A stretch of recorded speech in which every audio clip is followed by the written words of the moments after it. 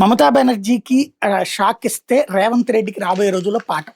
ఏదైతే వేరే పార్టీలో గెలిచినటువంటి వాళ్ళని మన పార్టీలోకి తీసేసుకుని, మన స్పీకర్ ద్వారా ఎప్పటికీ అది పరిష్కారం కాని సమస్యగా దీర్ఘకాలం చేద్దామని రేవంత్ రెడ్డి చూస్తే, మొన్ననే హైకోర్టు ఈయనకు అనుగుణంగానే తీర్పొచ్చినా సుప్రీంకోర్టు తీవ్ర ఆగ్రహం వ్యక్తం చేసి టైం ఇస్తే, ఆ టైంలోపు మళ్ళీ సాగతీత ధోరణితో అనర్హత వేటు వేయకుండా అలాగని వాళ్ళకి సంబంధించి కొట్టేయకుండా పిటిషన్ అలాగే సాగదీస్తూ ఉంటే, ఇప్పుడు మమతా బెనర్జీ దగ్గరకి వచ్చినటువంటి తీర్పు హైకోర్టు అక్కడ ఇచ్చింది.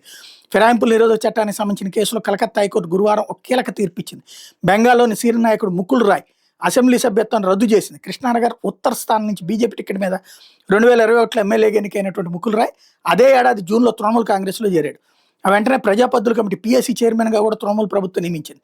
విపక్ష నేత సువేందు అధికారి, బీజేపీ ఎమ్మెల్యే అంబికారాయ్ విడివిడిగా దాఖలు చేసిన పిటిషన్ మీద జస్టిస్ దేవాన్సు ఐషాక్, జస్టిస్ సబ్బర్ రష్టీ ధర్మాసనం తీర్పు ఇచ్చింది. వ్యవహారంలో స్పీకర్ బిమన్ బెనర్జీ అనుసరించిన వైఖరిని తీవ్రంగా తప్పుపట్టింది. ముకుల్ రాయ్ మీద విధించిన అనర్హత 2021 జూన్ 11 నుండే వర్తిస్తుందని చెప్పింది. పీఎస్సీ చైర్మన్గా నియామకాన్ని కూడా రద్దు చేసింది. పార్టీ ఫిరాయింపునికి సంబంధించి అన్ని ఆధారాలు స్పీకర్ ముందు ఉన్నప్పటికీ ఆయన సక్రమంగా వ్యవహరించలేదని ఆక్షేపించింది. హైకోర్టు తీర్పును రాజ్యాంగ విజయంగా బీజేపీ సీనియర్ నేత సువేందు అధికారి అభివర్ణించారు. 2021లో మమతా బెనర్జీ రెండోసారి అధికారంలోకి వచ్చిన తర్వాత 54 మంది పక్ష ఎమ్మెల్యేలు పార్టీ ఫిరాయింపులు ప్రోత్సహించారు. అందరూ బీజేపీ వాళ్ళందరినీ అటు తీసుకున్నారు.